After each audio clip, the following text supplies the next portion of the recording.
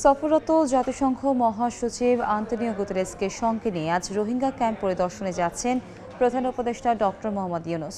সেখানে রোহিঙ্গাদের সঙ্গে তারা মত বিনিময় করবেন। সন্ধ্যায় প্রায় ১ লাখ রোহিঙ্গার সঙ্গে ইফতারে অংশ নেবেন দুজন।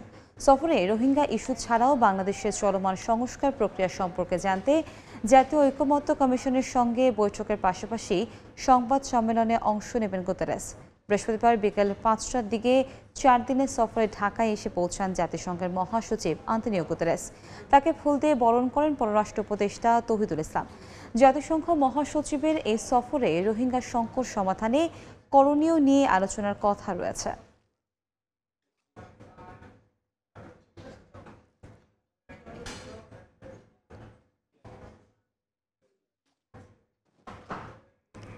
এই মুহূর্তে কক্সবাজারের রোহিঙ্গা ক্যাম্পে আছেন রিপোর্টার হাসান ওয়ালি। জাতিসংঘ মহাসচিবের সফর নিয়ে আরো তথ্য জানতে আমরা সরাসরি যাচ্ছি তার কাছে। ওয়ালি, ১২টা নাগাদ জাতিসংঘ মহাসচিব আসবেন রোহিঙ্গা ক্যাম্পে এবং আমি যে জায়গাটিতে দাঁড়িয়ে রয়েছি এই ১৮ নম্বর ক্যাম্পে মূলত তিনি আসবেন এবং এখানে রোহিঙ্গা কালচারাল সেন্টারে তিনি সাংস্কৃতিক অনুষ্ঠান উপভোগ করবেন। এছাড়াও রোহিঙ্গা যুবকদের সঙ্গে আসলে মত বিনিময় করবেন, তাদের খাদ্য পুষ্টি সংক্রান্ত প্রেজেন্টেশন সেটি দেখবেন, অর্থাৎ যে জীবন মানকে আসলে কেমন রয়েছে রোহিঙ্গা যারা রয়েছেন এই জায়গাটিতে তাদের দেখাশোনার জন্য আসলে আসছেন জাতিসংঘ মহাসচিব। ১২টা নাগাদ আসার কথা রয়েছে।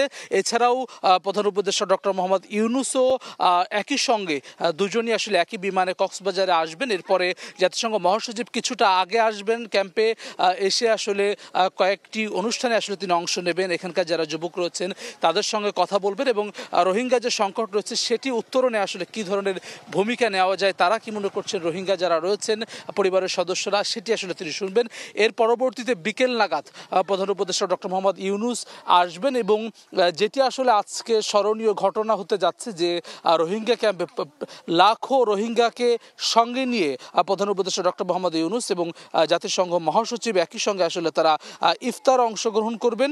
২০১৮ সালের ২ জুলাই সবশেষ জাতিসংঘ মহাসচিব এই রোহিঙ্গা ক্যাম্পে এসেছিলেন এবং এবার অন্তর্বর্তীকালীন সরকারের প্রধান উপদেষ্টা ডক্টর মোহাম্মদ ইউনূসের আমন্ত্রণে তিনি আসছেন এবং এখন আসলে যেই পরিস্থিতি রোহিঙ্গা ক্যাম্পে প্রায় ১৩ লাখ মানুষ বসবাস করছেন যারা আসলে মায়ানমার থেকে নির্যাতনের মুখে বাংলাদেশে এসেছেন। বাংলাদেশ আসলে মানবিক কারণে তাদেরকে অবস্থান দিয়েছে এবং তারা আসলে প্রতিনিয়ত তাদের যে থাকা খাওয়া ভরণ পোষণের সার্বিক যেসব ব্যবস্থা রয়েছে সব কিছুই আসলে যাতে করে আগামী দিনে এটি কোনো সংকটে না পড়ে সেই রূপরেখা নতুন করে আসলে যাতে করে এই আজকের যে সফর সেটির মধ্য দিয়ে হয় সেই প্রত্যাশা কিন্তু রয়েছে।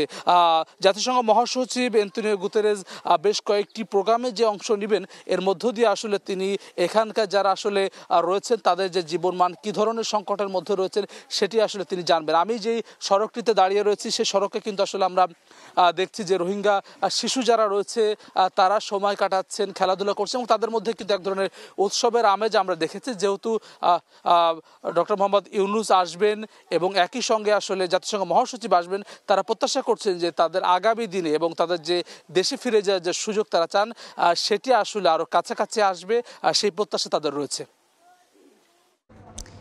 কক্সবাজার রোহিঙ্গা ক্যাম্প থেকে আমরা সরাসরি যুক্ত ছিলাম।